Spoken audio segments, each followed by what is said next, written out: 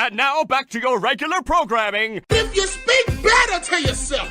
You showed up for like probably the dumbest conversation we've ever had on this show. Let's have that smile again.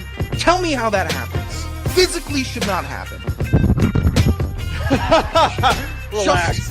If you say it Give me as well. 3 times a day, God will line it up. He's just an absolute hack, and he gets his ass kicked by the teammates every week. And, it's just terrible. Welcome back to Hack City. Joe DeLeone, Sean Anderson. Today we are going to be talking about the Bears extending Ryan Poles. We're going to predict who we think is going to win Defensive Player of the Year. And then also, we're going to talk about the food challenge that we just started doing that we already very poorly mistimed. The Gennings Dunker food challenge. Are you gonna eat up? It's that not food? for the faint of heart. I know we've done food challenges. Sean's already before. been. Yeah, you. I mean, you don't have the wherewithal to. You can't even get the damn container. I can't. Open. Sean's it's been full bitching. of melon. I can't open it. He's been. God, that would have been great for us to be wearing our melon hats for your complaining about melon the fruit. You are the worst. Yeah, this is a lot of food. It's a comical amount of food. We're going to talk about it a little bit later, but we already ate the first meal. I feel fine. Sean didn't finish his, so he's going to finish it after the show, and then we've got to get prepped for meal number 2, which comes up at 8:30. God. All right.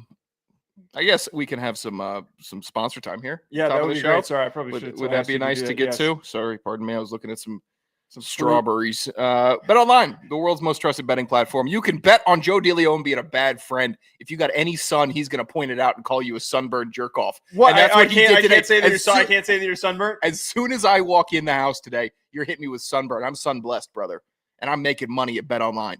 That's all I want to do. That's all I can do is steal Wimbledon, but tennis bets for my pals that are watching this incredible tennis tournament and try to make some money. Baseball, we got the home run derby. Bet on the home run derby, people. It makes it so much better. It's a little slice of Americana, and then you can throw a little dirt baggery in it with a little bit of action at Bet Online. Who do you want? You want Big Dumper, Cal Raleigh? That's a big name this year, Joe.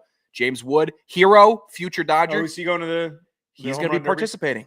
I will be betting on him happily. He's going to lose, but I will be enjoying the baseball festivities, as you should as well. In between games, head over to the Bet Online casino with all the top Vegas style games, including poker and live casino. Bet Online, the game starts here. All right. I thought you kind of breathed like I thought you had some sort of a follow-up. Well, I was waiting for a general courtesy that's granted after a read, but I guess that was. Oh, thanks, Sean. Oh, you're welcome. God. Soft. All right. So this week we actually have teams reporting to training camp. Rookies are showing up. The Chargers, I think, are fully reporting. I don't know if I was trying to look through all the dates and see when everyone's showing up. I don't believe there was clarity on who else is getting there, but the NFL's ready, man. Like we're here. I don't think people realize how close we are. This was one of the fastest summers that I can think of, and I'm more than happy about it because that means we're a step closer to football. We got a couple things we're going to work through today. Going to talk a little bit about, as we mentioned, we're going to get to that food challenge at the end, but we got to start off with the news that broke at the end of last week that the Chicago Bears were extending general manager Ryan Poles. Many called out the extension of Ryan Poles a move of desperation, a questionable one that didn't really feel warranted. And I think that when we look back at this, Sean, it's hard for us to find evidence to reason why Ryan Poles earned this. Now, I think that the Bears are on a direction that they're turning things around. And I think that Ben Johnson is going to buy Ryan Poles a ton of time. But when we look at what he's done as a drafter, as a guy who's evaluated free agents, who's navigated trades, all of these things, his track record's not great. I want to point out before you jump in here, he's known for the DJ Moore trade, where that also got them the first overall pick that they used to draft Caleb Williams. These are the most notable draft selections that I could come up for Ryan Poles. 2025 didn't include because these guys haven't played yet. 2024 got Caleb Williams, Rome Odunze, question mark. The rest of that draft, they didn't have very many picks. Do we include Torrey Taylor, who's a fantastic punter? I don't know if that's exactly. I wouldn't include him because they were talking all that mess about, oh, you're not going to have to punt a lot this year. He punted a lot. And they punted a lot. So right now, I'm not counting him. 2023, Darnell Wright who's been fine, Fine. a little up and down. Tyreek Stevenson's been a good outside corner for them. The rest of that draft was And then 2022, Jaquan Brisker, and that was the Velus Jones year where everyone was like, oh, watch out for this guy, this 26-year-old. He's the gadget weapon of the Bears. He's going to be so good. And do you know what Velus Jones is doing right now? I don't. I can't remember. Did Velus Jones run a fast 40 or a slow 40? I think he ran a fast one, and it was like one of those things where a lot of people. Oh, I thought he was one of the slow guys that ran like a 4.64, and then I'll look it up. He was getting burned. Ryan points out that they drafted Darnell Wright over Jalen Carter, which having a good offensive line should be the priority. They didn't know that they were going to have Caleb Williams at that point. Carter was also coming with a bit of baggage. So if we're looking at it, I would shore up the offensive line. But yeah, for the Darnell Wright point, you're kind of hoping that your young offensive tackle gets to be to that Penei Sewell level of it's an offensive lineman. How much are we going to say they're taking over the game? Well, people know who he is because he's making big blocks. He's getting out in space, doing something exciting with the big body, and hoping to see some of that from Wright this year. It's been tough, I think, being the one guy on the island. Mostly for him to be competent. It's hard to stand out when you got three guys getting beat next to you. Velus Jones ran a 4.31, so that was what the big boost for why he was the perfect example where nothing else made sense. No real college production. He had a couple nice plays at the Senior Bowl, and he was 26 years old coming into the league. All things that you don't want in a rookie that you're drafting. But hey, buddy ran a 4.31, and he took the bait. I think where we start to feel a little bit more optimistic about the Bears and why ownership could rationalize the decision to extend him is by pointing at like, hey, this offseason is more indicative of why we wanted Poles and why we see his vision. There's conversations that they're having that we're not privy to. We're not aware of. We're not a part of those back-end visions that they're trying to build out. When they went and got Joe Thuney and they signed Drew Dahlman and Jonah Jackson, who they traded for. They drafted Colston Loveland. They brought in Grady Jarrett as well on defense. There is a lot to look at this roster after it felt like it was a step away last year and just needed a competent coach to feel like it's on a path to winning. But why wouldn't you extend him after this season? Did it have to happen right this second? It did because the Bears are desperate, because the Bears have been the girl that has been going after the motorcycle club member, or the guy that doesn't have a job that's an artist, or, the guy that's living out of his car and likes to surf and plays the drums. And then they finally meet a guy that has a job in an apartment, and the apartment even has a second bedroom. Whoa, look at that. We got to lock this in. We don't know what the guy does yet. We don't know what his situation is yet. We don't know if his family likes him. We don't know much about him, but we know he's better than what we've been working with. And honestly, I'm respecting the Bears for acknowledging that they have been so tragic that they need to jump in early. Because right now, if you have gone from so many unsensible moves to a little bit of sensibility, just a little smidge of structure that is still unconfirmed, whether or not it's worked or not under Poles, but he came with a plan. He executed the plan. He was a guy that was pretty strong and confident when it came to what he wanted to do with the Bears, made big plays. We saw big plays happen. They just haven't fully fleshed out yet. I'm not going to run Poles down. My gut wants to. My gut thinks that this could be a really big, bad boat fire for the Bears, but I don't think that it happens this season. So I'm going to stay in a pretty neutral, ride fencey, cowardly position here and say I think it's fair for them to extend him. I don't like the fairness to say that it's fair to extend him. Having a bowl of fruit to the left of me and like fighting myself not to eat it might be one of the most distracting things that I've ever done doing it during a show. Because every time like I'm ready to speak, I'm like, that bowl of fruit is right there. That bowl of fruit wants you to eat it. I don't think that it was a smart move. I really don't. I think that after this season would have been the timeline to do it, after all of the grinding and building up to this point. Let's win a playoff game first. Yeah. Let's get to a playoff. Let's get to the playoffs. Let's go compete. Let's win a playoff game. Let's show that all the young guys that you have on this roster are ready to shine and to grow into an elite roster. Let's see those things happen before we give out an extension. I think that this is such a common issue that tanks NFL franchises is that the minute that they overinvest into something, whether it's a quarterback, a coach, a general manager, a running back, like premier player that they gave a big contract to, the best franchises know when to just cut bait. Like they just know, or at least put on a timer of like, hey, this is the end point. If this does not turn around this season, that is when we're moving on. The bad franchises are the ones that dive head first because they've been unsuccessful and they overcommit to things. It's the law of just consistently assuming that things are going to get better because you've already invested time that you have to keep investing time. Cutting bait sooner is the only way that you get out of it. Now, is Poles selling this like a movie director selling a trilogy? Like, it's kind of what it feels like. It kind of feels like, well, we got to get to that third movie. Well, let's see how this first movie does. We're about halfway through it right now. If I'm going to go 2 year, I can't blindly invest 6 years into a GM off rip. But if we were going to go 2 year intervals and see and analyze that, that's enough to look back. How much better were we 3 years ago? How many mistakes did we make? They're really not much different than they were 3 years ago. Which is scary because the moves that they make on paper are really good and they should work. Keenan Allen should have been better last year. Odunze should have been better last year. Caleb, but they had a moron coach, and I know that they were just sloppy all over the place. Excuses, but it's what the eyes saw. And I think that a shared collection of smart people watching football understood that the coaching wasn't adequate, the Caleb prep wasn't adequate, and maybe we're sitting here looking at, well, I'm bringing in a producer that I really like onto the set, and that's Ben Johnson. That's really going to set this thing on fire, and movie 2 gets people in the theaters. I'm really not hating it. It's also because it's not my GM. So, my guy might be out. Terry Fontenot might be out the door, by week 8. So I'm kind of in this world of, as long as it's not me and my team that I'm worried about or stressing about, then we can roll. So I quickly, when you brought that up, I looked up how were the Bears not 3 years ago, but the last general manager, which was Ryan Pace.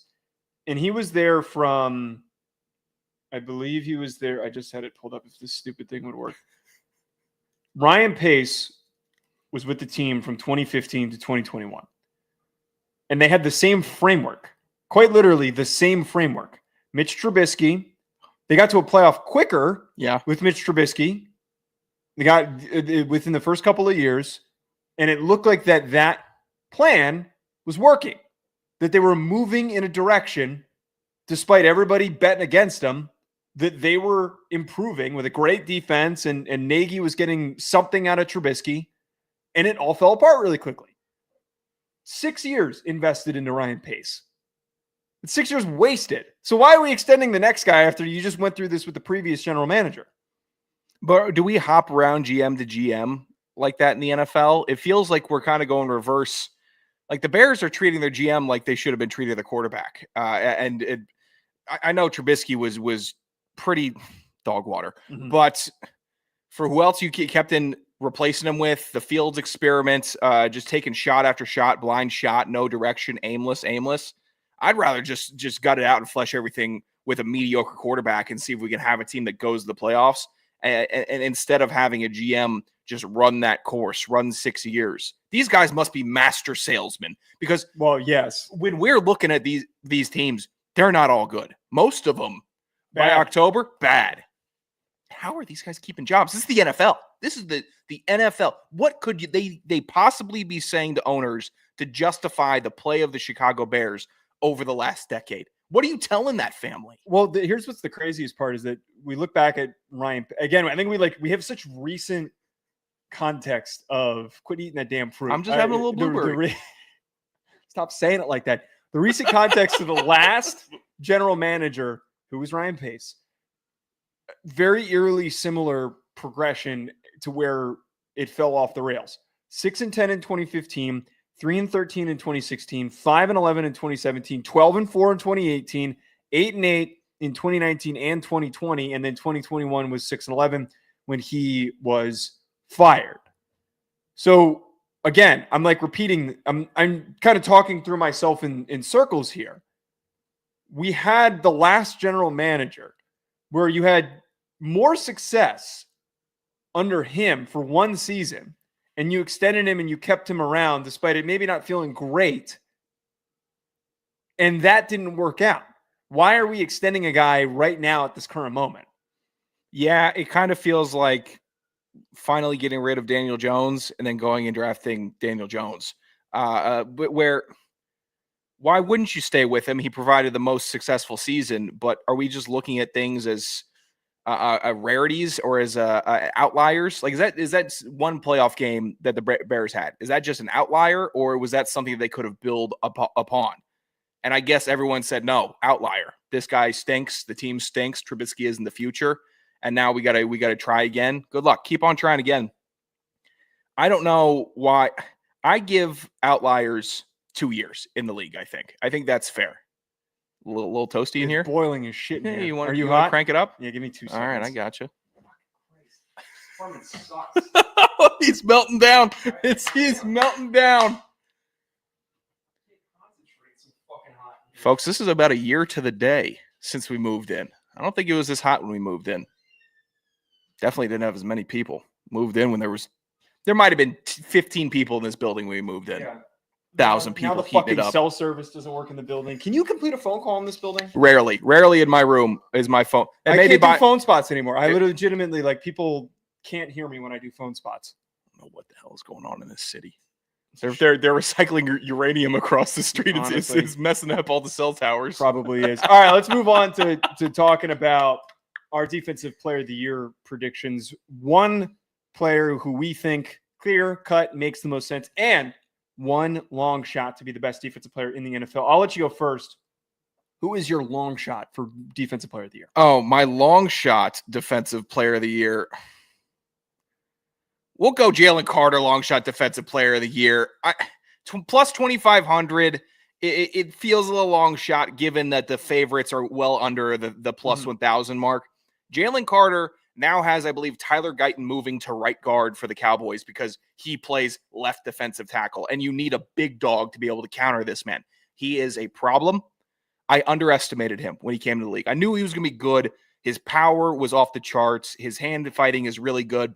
I didn't think he was going to be this solid. I thought he was a bit undersized. I didn't know how well his feet were going to translate. He is dominating games, and he does it pretty quietly. Like, you would think with the noise surrounding Jalen Carter, he'd be a bit of a more animated player, someone that's really in your face. He just lunch pail guy, punching the ball out from behind a running back as a defensive tackle is about maximum effort that you can get from a big boy on the interior, and he does it, and he constantly goes for it.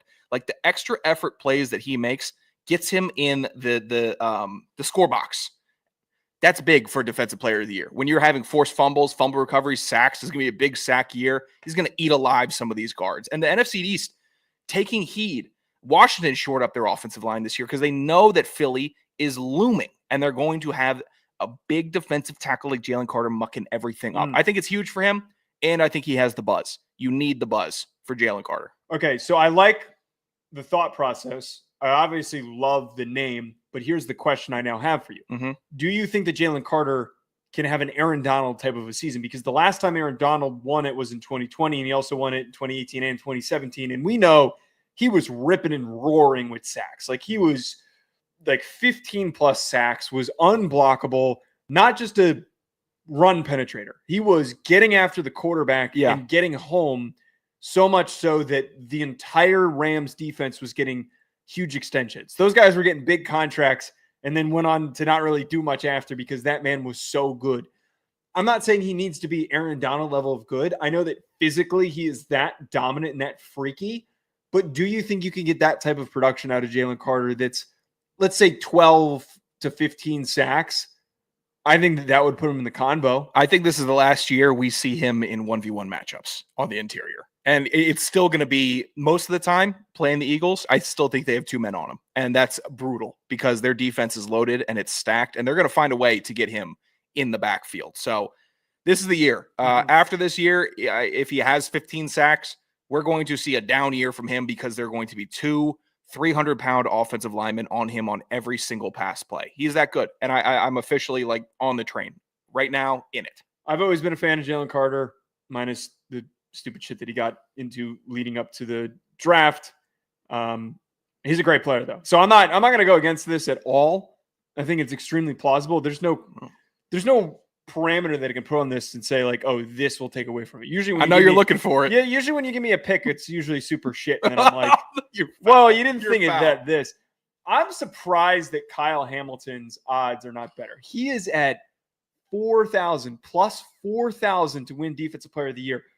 If we see a defense, any defense that has gotten as improved as they have over this entire offseason, and then we look at the number one guy in that defense, we have to be talking about that player in the conversation for Defensive Player of the Year.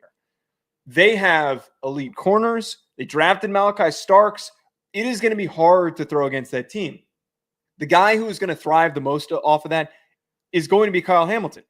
He is somebody who's a roaming threat, who's going to make big plays in the box, who's going to get turnovers. He did it all last year. He has had this progression from really good rookie to all-pro player to now I think he's going to be finishing top 3 in Defensive Player of the Year. There is no way with all of those guys around him on the back end that Kyle Hamilton is not being talked about consistently every single week in that Defensive Player of the Year discussion. It's frustrating that their depth is going to lead him to have a chance to do it from a DB position. Because I think the sacks is the number one stat that you can get on defense. We don't see the DPOY going to the tackle leader. We hardly see it go to the interceptions leader or the PBU leader. But if there's a defensive back that can step right in and have the system and be able to pick on some of these AFC teams, the weaker ones, it's Hamilton and Baltimore. And yeah, he covers a lot of the field. And, you know, he's making the most out of his NFL time. He made it out of a nowhere school and they found him and he's doing good. Fuck off. Fuck off. I forgot where he went. I'm sorry. Trey Hendrickson has better odds than he does, by the way, which is insane. Trey Hendrickson. He might not even We play. don't know where he's playing yet. You want to get into who's your favorite? My favorite this year, plus 750, Jared Verse, plus 750 on BetOnline. Crazy, Jared Verse right now in this DPOY. It is crazy. There are players that are more established than Jared Verse this year. Do you know he only had, I think it was 4.5 sacks last year? Yeah, but him and Fisk are an absolute menacing tandem, with Fisk being an interior guy, Braden Fisk being able to be interior that can loop exterior. And having that versatility with him lets Jared Verse eat strong, fast, beast on the outside at LA, who they just do things right. The Rams find guys. Leonard Floyd was bustaroo. He went to the Rams, resurrected his career. Dante Fowler Jr. did well in Los Angeles. Stunk it up, did well again afterwards, by luck. The Rams have a fantastic pass rush. They've been cultivating that culture of get to the quarterback and we win games. Jared Verse is the next to take that torch, and he is just a freak on the outside. My only thing, and I'm a very big Jared Verse fan.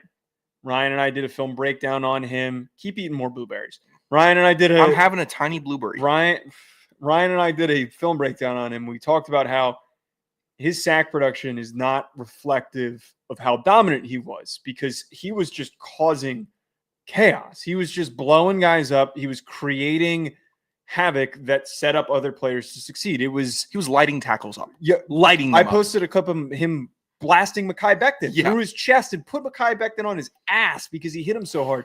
Trent Williams, I forget I don't know the exact quote off the top of my head, but Trent Williams talked about how he's like one of the strongest defensive linemen that he's ever gone up against. Teron Armstead said, I don't want to be in the league anymore. I'm retiring because I don't want to have to play dudes like Jared Verse anymore. I got to face him last year. I'm good off that.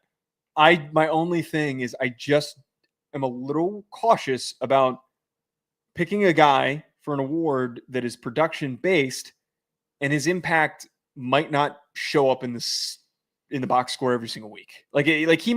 He's going to get better to be better than the 4.5 sacks he had last year. And if he was able to win Defensive Player of the Year despite having such little sack production, it just shows how everybody was understanding of like where he was coming from and what he was doing. But I feel though he needs like a 15 sack season and a 10 sack jump. He needs 16 to beat Garrett or Watts. He needs 17 to be a clear favorite. That's one a game. I could see him getting one a game. Okay, you made that seem awfully fucking simple. I don't know if we could just I think you could do one a game. Yeah, it's just one a game. It's one a game. You can get a sack a game. Well, the same could be said for Ruka Roro. He just needs one a game. And then he'll have 16 Rook ain't getting one a game. If if Rook gets Jared one this Verse didn't year, have won a game last year. if Rook has one sack in the first half of the season this year, what do I? Why I'll are you throw doing Rook by that? I'll throw you 20 if he Why- gets a sack in the first half of the season. Well, why are you doing Rook like that? Rook's trying. Screw you. Rook You did. is- There's a billion defensive tackles. You brought up Rook. Rook is the most jacked defensive tackle I've ever seen in my life play. Like, just insanely jacked. Ryan loved him coming into that draft class, and I could never like fully buy in. Mm-hmm. He's one of those dudes that just doesn't know how to find the football. Atlanta, He'll kick the shit out of the guard in front of him. Oh, where's the football? Oh, you mean I have to tackle the guy with the football? No. I'm just going to go head to head with this guard like we're sumo wrestling. Atlanta just says, "Yo, were you a defensive lineman that played at Clemson? We'll take you." That's just been their draft stragy, and they keeps on. Does it pan out? No. Mm-mm. Go ahead, Rook. Best of luck, pal. What's His odds? Plus 100K. Tony, he's not on the page. He's not on the page. Wait. Andrew Van Ginkel's on this page. Oh, they got the Van Gink on there. Oh, he had a decent year let's last year. see. Let's see. Nah, Rook's not on there. Who's the lowest odds that we have on Bet Online right now, or the highest rather? There's a large group of plus 15,000. Javon Hargrave, Nate Wiggins, Jawan Bentley, J.C. Horn, Jeffrey Simmons, Jesse Bates, Kyle Van Noy, Lietu Latu, Leonard Floyd, Matt Judon, Minka Fitzpatrick, Michael Williams, Nick Bolton, Patrick Queen, Roquan Smith, Sam Hubbard. Sam Hubbard retired. Oh, there's way too many 15,000s. I have the Yes. bottom here. Do you want the bottom? Yeah. Oh, there's even further. Yeah. Oh, shit. Right now, Mike Green plus 50,000, DeMar Hamlin didn't plus see that. 30,000. You all are sickos taking those lines, by the way. I know what you're doing. Jalen Walker. CJ Mosley's also retired. I might take Jalen Walker plus 30,000 as a spite bet for that draft pick. What is that? One to win $300? Honestly, if I was like legitimately looking at this insane, like some of these insane ones, like I would toss a little bread down on fuck, I just had it. Ooh. Where was it? I'm drawing a blank here. Maybe 20, maybe Jack Campbell. That was who I was gonna say. If I put like big $5 stiff Jack on Campbell, Jack come Campbell. on. The rest of this list, though, The bottom Kobe here. Dean's on here over Rook or Roro. I think isn't Justin Simmons still unsigned? No, Justin Simmons is oh, from the Raiders? Oh, Justin Simmons, defensive tackle. I'm thinking of Jeffrey. Yeah, Justin Simmons still unsigned right now. Jeffrey Simmons is on the Titans. Who am I thinking Christian of? Wilkins. That's who I'm thinking of. What a whiff on God, all of us. Okay. Full of fruit and I can't My- talk. Seriously, Awful. I think that eating all this fruit before the show slowed me A down little and more, slowing you need down. a little sugar here from Yeah, a strawberry. yeah, clearly. My favorite pick, though, that I would take, I'm going with Micah Parsons at plus 700. I know that he's got the best odds at the current moment. I think that if Dallas is the season that they're hoping, it's going to be off of the production of that defensive line. I know that their defensive line is not as good as it's been in spurts where they've been playoff teams and they've been contending and they've been surprising everybody. But Micah Parsons, in a situation where contract year, chance for him to like really prove himself, get the big deal. Yep. In Dallas, Oh. I think he's going to be awfully motivated, and I think he could put up some nutty numbers. No DeMarcus Lawrence. I know he's going to get a little bit of extra attention. I think that this is that season where we see Micah Parsons show how much of a freak he is. Yeah, contract year is the biggest part of it. And the motivation factor, I don't even think it's motivated. I need to win in Dallas and become the next massive star in D. No, I think he is trying to say, I'm the best defensive player in the NFL this year, and I'm going to prove it to you. And I think he does. I think he puts out a tremendous season, but he has had difficulties in Dallas, and he's been a pro about it. I'll say that. For what I thought Micah Parsons was going to be personality-wise in the NFL and all the nonsense they've thrown at him in Dallas, I think he's handled it about as well as he possibly could have with the clown show with McCarthy, the weird back and forths with McCarthy from through the reporters and all that. Crazy-ass Jerry Jones yelling at reporters and a bad, underwhelming team. Like he has been fed a bunch of nonsense that doesn't even come into his purview of see quarterback, kill quarterback. This is what I do when I get paid for it. So if it's not Dallas this year, someone's paying him, and they're going to pay him because he goes bonkers. I like the pick. It's a good pick.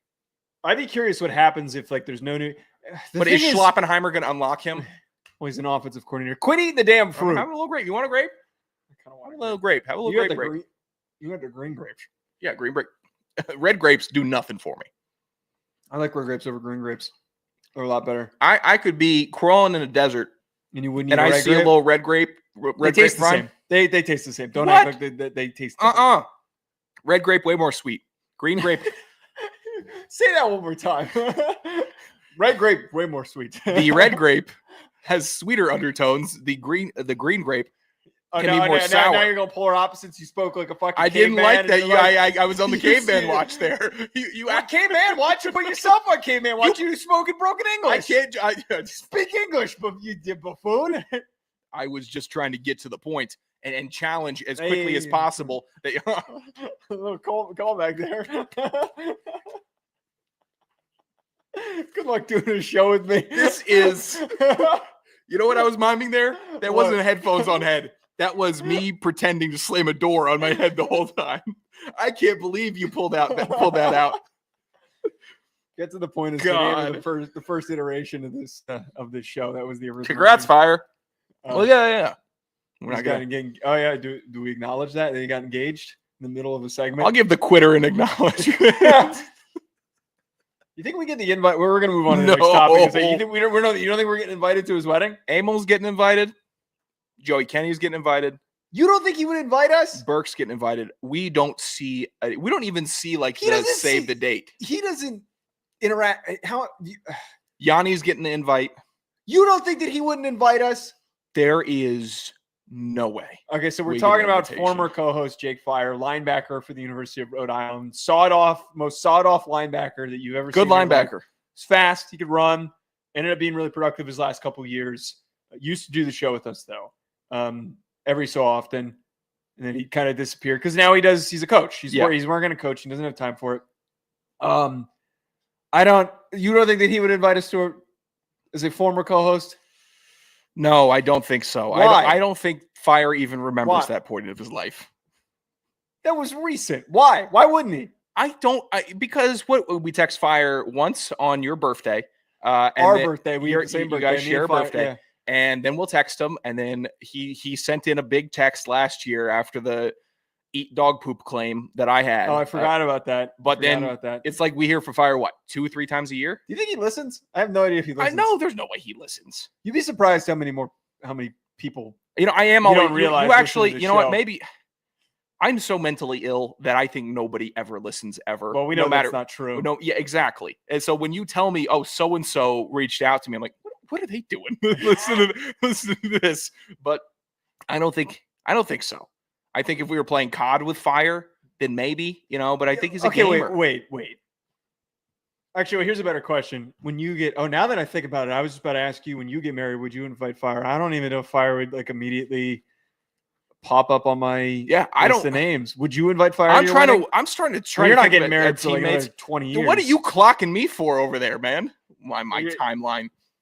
You're nowhere within striking distance. It's gonna be a bit. Look, it will be a bit. I don't know how many teammates I would invite. I don't know if I'd invite Fire.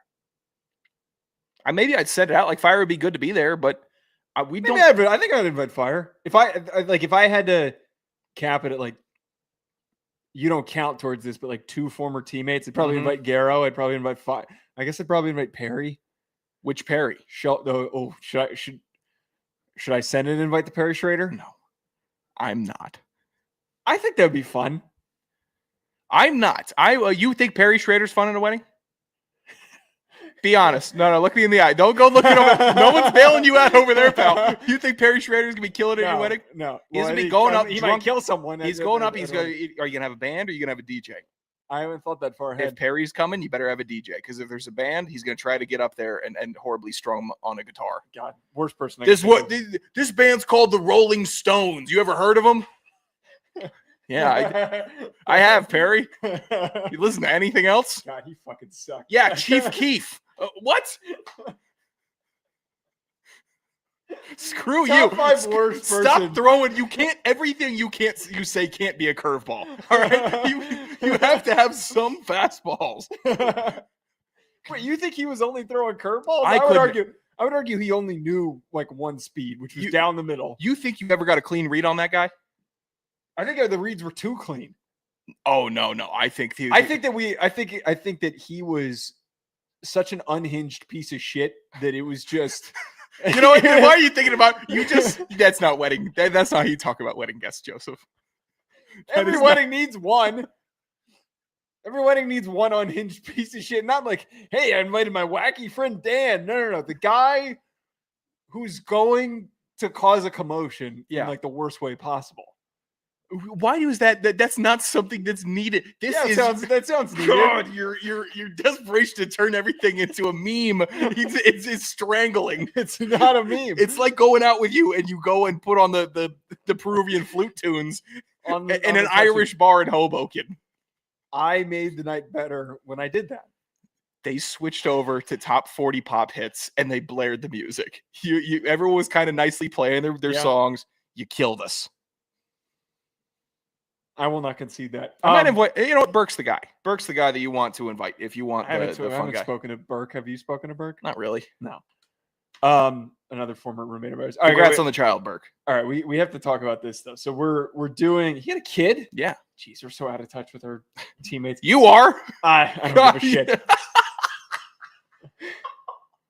Gennings Dunker this past week revealed. I don't know who he revealed this to, but he revealed his insane diet that he eats before a game.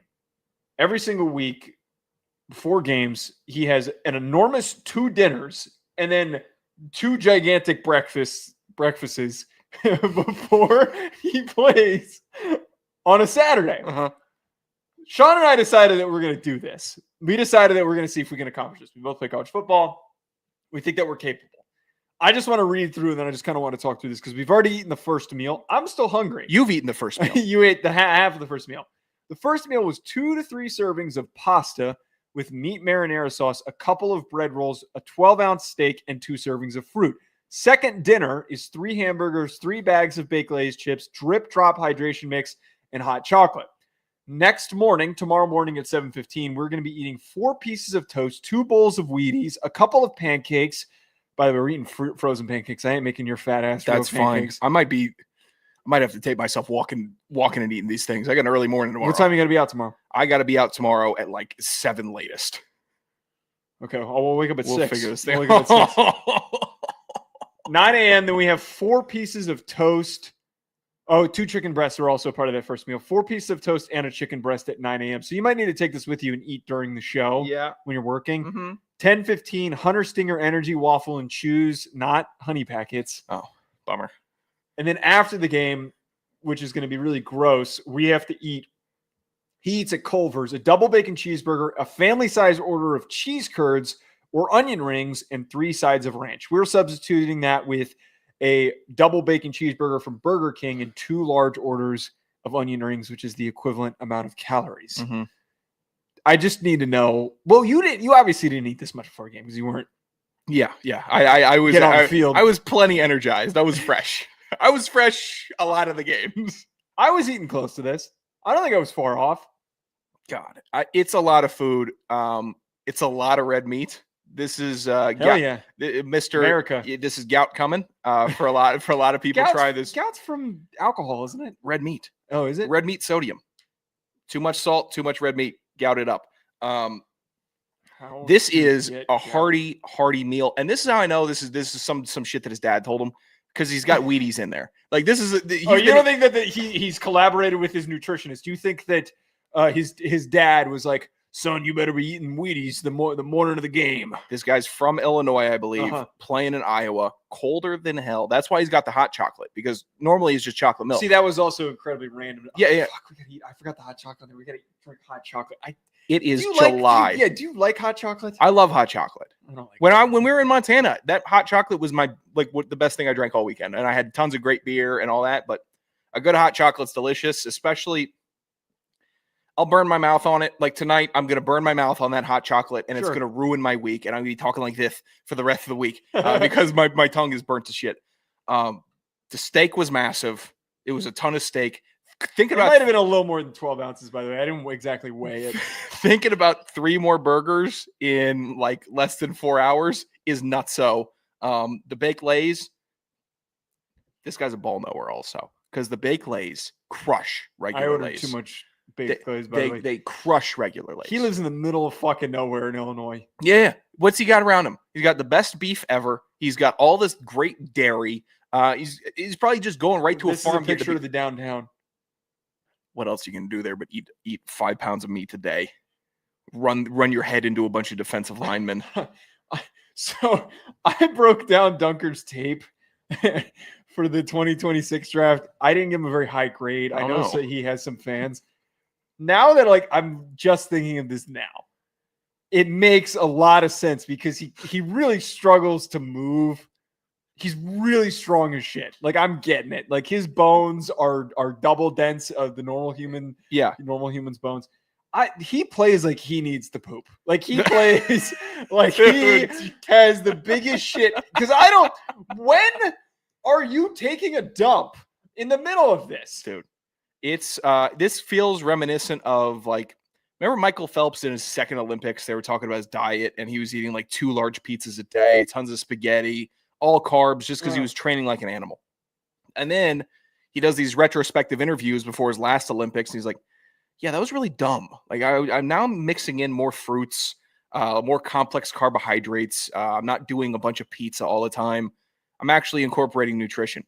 This guy is accumulating mass, and he is trying to make himself a lot of ass accumulating mass, as heavy and as thick as possible. And you talk about take a poop. It's not that because it's not that. It's not coming out in the regular form that us humans come. This is a concrete mix, and it's coming and it's falling out of this big man. It's just falling out like a horse. Yeah. I sent the video to you that I saw on TikTok not that long ago of this cow that couldn't hold it and was just dumping shit and piss all over the ground. Yeah. And it was just layer on layer on layer stream. That has to be there's nothing what Dunker is going through. There's nothing funnier than the bovine or equine drop and load compilation where it's just how is an animal even how is there this much inside something? And there is. This guy is a big ox. I respect it. I love it. And I like that when people get to see how freaky some of these guys have to be freaky. He could just get by with a couple chicken breasts and with some asparagus and vegetables, but he'd be lean. He'd be too cut. He'd be a little light. This is Big Ten football. He'd look like Tyron Smith. Yeah. Oh God. He should look like Tyron Smith. He start moving. The big silky white boy from Illinois, fucking chopping it up. Yeah, that'd be nice. he ain't that. No, he is not. He's not silky. I'm going to show you his tape after we finish the show. Wait, I need to problem solve this though. When is he pooping? Because 5:30 is the first meal, and then 8:30 is the second one. So is that an immediate wake up on the toilet? I would hate sharing a hotel room with him on a away game. I think this guy might be as soon as it's in, as soon as it's out type of guy, because you can't have this much food just constantly sitting in you, or else you're not going to be able to get to the 3 cheeseburger dinner. I already need to shit right now, so actually maybe I've already problem solved. I don't think he's holding this stuff for more than an hour. And, like a true alpha eating this much food, I think he'd do it anywhere. Like me, the shame, you and me, we'll look for that one-seater, the primo bathroom. We'll go the extra mile up into the Ryan Center to find the private bathrooms.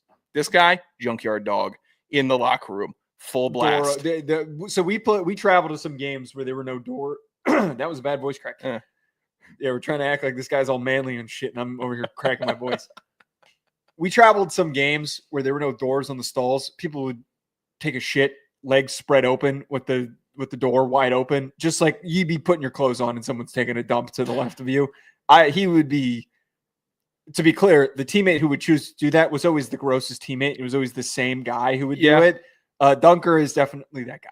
Dunker obviously doesn't care, and I root for it. I like that. This guy, After the challenge, I'm gonna maybe petition more people to try this challenge, but I'll say this: harder than the McDonald's challenge, not yours, the original rendition of the McDonald's challenge so far. That we did. We should redo that.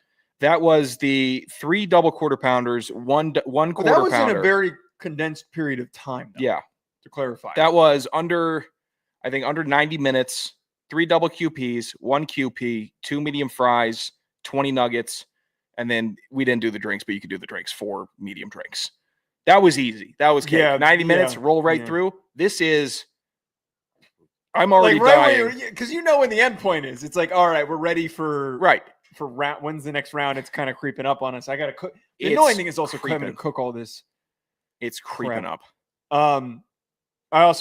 I don't think we clarified that you are an offensive lineman. So Sean, you're like literally should be able to eat. I should be. But tomorrow, I hate breakfast so much, and I've consumed so much food and alcohol over the last 2 weekends. I'm going to be throwing up my Wheaties. This has Can't wait for been that. back-to-back Saturdays from so much eating where it's been a necessary out of both ends clearing before I leave. We need to get you to go for a run. All right, let's get to the hack bag. 201-834. Funniest thing you've said all show. 201-834-4308. Hack bag. The mail never stops. This is the Hack Bag. Hit us on Twitter for questions or call at First time you've eaten fruit? 201-834-4308. It's been a while. How long? Ooh. Well, strawberries in the ice cream last Wednesday. That doesn't count. What do you mean that doesn't count? What kind of ice cream did she get, by the way? She got, Sean went on an ice cream date. What kind of ice cream? I think she got cookies and cream. All right, she's normal. Or unlike she you. got chocolate chip cookie dough. Yeah, I've been getting a lot She's- of hate for my strawberry stance. She kind of clowned me a little bit also. I think you said I've been getting a lot of hate, but you said I be getting a lot of hate. Is that what I just said? Yeah, you said yeah, because strawberry ice cream is not a good flavor. It's great. It's I love not it. a good Oh, flavor. it's right. It's everything I need because It's it's psychopath flavor. it's vanilla. It's just vanilla with a little my bit dad's favorite ice cream, strawberry ice cream. You want to like good context? I'll share a cone with him. It's weird. Exactly. You're weird. She got cookies and cream though. That's a normal. Or chocolate chip cookie or the cookie dough, I think. Did you get cocktails after? Yeah, we walked. It actually went exactly how it needed to be. And there's a voicemail requesting more details on this. Oh. And Go this ahead. gentleman called in at 201-834-4308. Yes. Here's part one. Good evening, gentlemen. I Hello. can't believe you guys accuse me of being rack of tits. Have you seen that guy? He looks like a bag of smashed assholes. Sounds like some rack of I'm tits would way say. better looking than rack of tits. No one knows what he Anyways, looks like. I am an Idaho Vandal fan. When are your Rhode Island Rams going to come to Idaho and get the crap beat out of them in the Kibby Dome? Okay, so I like how he's clearly driving, Yeah, but not speaking in a state where he probably should be driving. that's a little concerning. The Rhode Yeah. Island. We'd go to the Cape. pull off. Let's do a home and home. Hey, Wistrasill. Let's do a home and home. You get to get it together. You get a Rhode Island, Thor, Idaho. man. You call Thor. We'll get it done. We'll go up to Keeney, watch the Vandals No, there. I'm saying you and we'll call go- Thor. I gotta You call Yeah, Thor? call Thor. Thor, how do we make this happen? I'd go to the Kibby Dome. It would be a bonkers Kibby Dome. You know what? All right, maybe we'll call Thor. We'll try to get that Did somebody going. just record themselves getting a DUI? I don't I'm know. a little okay, well, It's a bit of a stumble. I got no proof there. So both voicemails are from him. Well, we got a couple more to get to. Here, let's hear part two. So he called multiple times. I forgot, gentlemen. Sean, you better Not yelling recap this this time. ice cream date. Was it all ice or was it there cream? You better fill us in, bro. You're the worst. You're the I absolute fucking love worst. This guy. This guy sucks. This guy, no, shut up. This guy's already at the top of the listener leaderboards, and I'm. What are you talking about? I'm confident this is Rack. He's called in more times than anyone in total. What about this guy? Yeah, This guy's not is top of Bobby leaderboards. Boucher, and I was wondering to Mr. Joe why Blake he only thinks called him. Did he call it again? Will Campbell has short arms and he can't play left tackle. I just want to hear his Bobby Boucher again. Blake. Okay, because I talk to Blake every single day, so no, Uh-huh. he's not. He's not on the list. He's not allowed to make the So list. what are we calling this guy? Because he's not It's leaving a name. clearly Rack. It could not be any more obvious that it's Rack. It sounds like it could be. He's speaking a little bit like It's it would be. Rack. He's not leaving a name, and I feel like Rack would want his name tied to the voicemails, No, especially no. if he's bringing up cream. How awfully well, as he claims he's a lawyer, as Rack tells us that he's a lawyer, Uh-huh. which I don't believe, obviously. I don't think as anonymous as he has successfully stayed and tried to stay anonymous despite being awfully public and vocal, which is impossible to do. I don't know how he's made it this long. I would argue he would be the person to not give a name, and his reaction and immediately knowing who we were talking about makes me think that it's Rack. Well, we've been assuming that what I'm going to label him now is Idaho 1. That's his call I'm calling sign. him Rack. I'm calling him Rack. It might not be Rack, though. And I don't want Rack getting stolen valor, throwing lines out that aren't his. All right. This does not go to the listener. Rack, prove to us that you're not this caller. If you could figure out a way to prove to us. Just send a voice memo to the chat. Oh, yeah. We will not, we promise, we will not play the voice memo. Not going to leak it. Not going to leak it. Not going to leak it. Send us a voice recording to the DM chat that you have with us. Hopefully make the topic matter Jamie Williams specific also. Jamie got a little spicy last week. Okay. Recap the date. Actually, no, don't recap the date. I'm going to ask you a bunch of probing questions. I don't want you to recap it. I don't need you. What do you mean all right, probing? All right. You're not probing me. She met you at the, I'm a journalist. I'm interviewing you. I'm asking questions here. Okay. She met you at the Good ice cream job. spot. Did you go to the, did she put the damn fruit Do you mind down? if I eat during this interview? No, I do. I do mind. I flew in for this. Did she meet you at the spot that I recommended? She did, yes. Did you like the spot that I recommended? It was a nice spot. Our table outside got stolen, but inside there was enough. Oh, did you pick a table and somebody? Yeah, what are you Okay. gonna do? You should have made a big old scene. No, I'm not a scene maker. Not gonna do that. But it went well. Could you imagine being the guy on a first date? I'm already a scene. Her being seen with me is the scene. What was the height difference? I think about 6 inches. She's tall, like 5'11". Never mind. Go ahead, probe. Oh, Mr. Journalist, come on. What, you don't have something else? No. I was gonna make a very gross comment. You went and got drinks afterwards. Yeah. You went to Deer Maud. Walked to Deer Maud. Yeah. Okay. It was nice. Is there wait? No, walked right in, right to the bar. What did you get? I got Gansett on tap. They have Gansett on tap. Gansett on tap. What'd classy. What'd she get? Corona. Oh, so she's a beer drinker. Okay. Well, yeah. Okay. I mean, I think I think it was a situation that if I got like a Moscow Mule or something like that, she probably would have got like a light cocktail. But I don't mind her drinking beer or comfortable. I'll say this: if you're a girl, you're comfortable drinking beer. I think it's kind of hot. I think it kind of lets me know you're not all uptight and you don't need everything to be espresso martini. So that was a huge win. And I didn't even make a statement about like, oh, I love girls that drink beer because I'm a neck beard having American. No, but it was just, did you wear your hat? No, I wore a hat. Second compliment on the long, awful hair that I've gotten from women. She liked the hair. I think she liked the hair.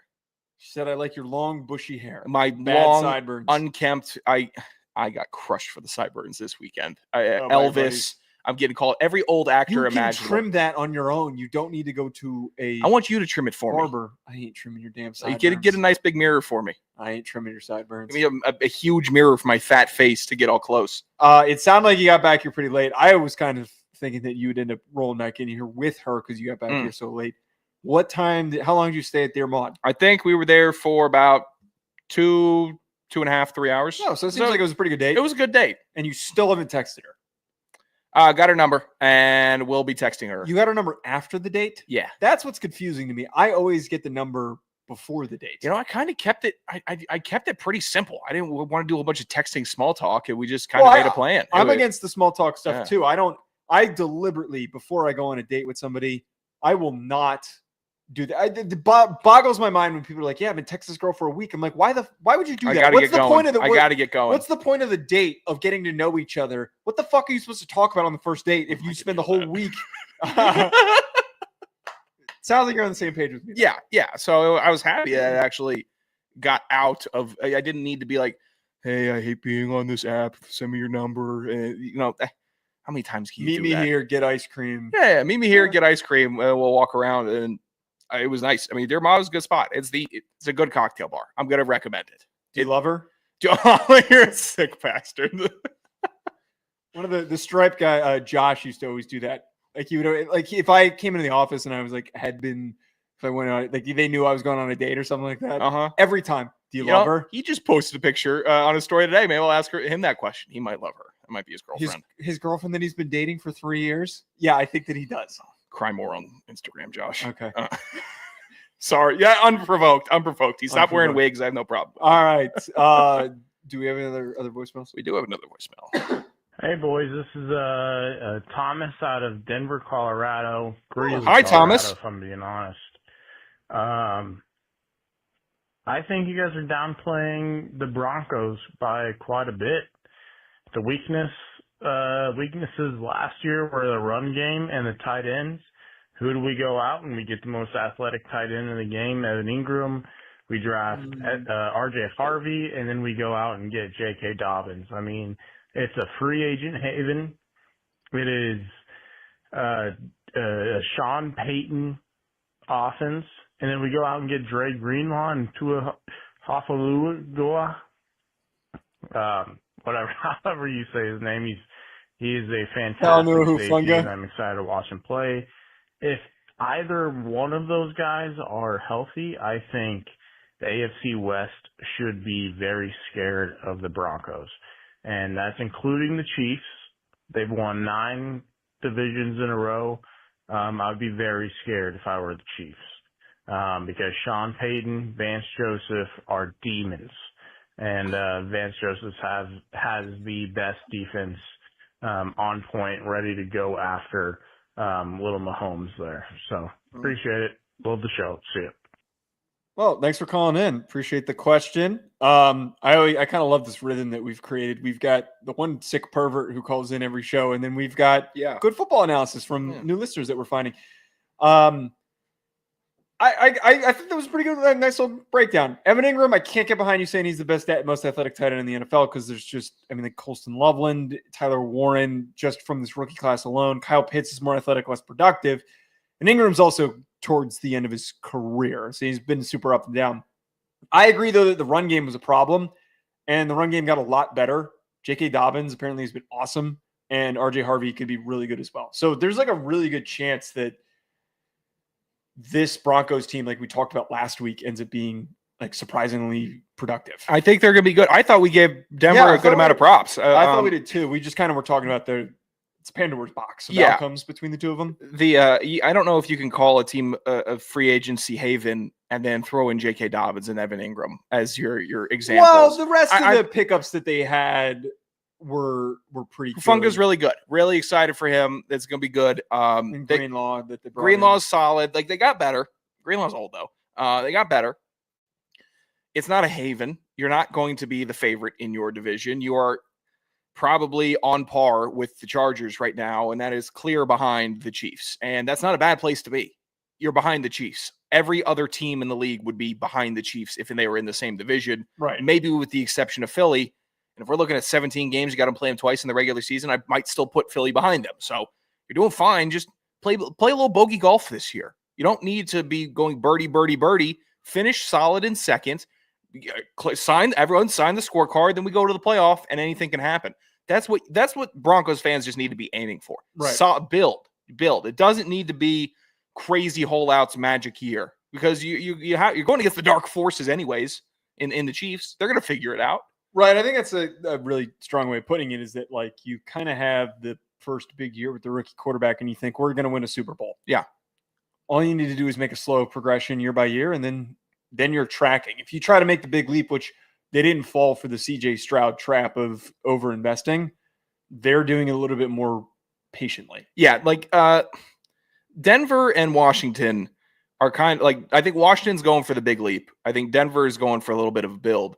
They're probably going to end up pretty similar this year when it comes to wins, how they end up, and how the season goes. There's going to be some new lows that we hadn't seen last year when they were rookies, and they're going to build off the high moments. It's going to be frustrating because that year 2 is always frustrating because you build yourself up for the big Christmas, and it's not always a big Christmas. It's going to be sparse this year. Got told that. Got hit with that every November, by the way. You guys don't get – it's going to be sparse if you guys don't get it together. Sparse is the word here. That's what we're getting hit with. But just go in, have a fine season.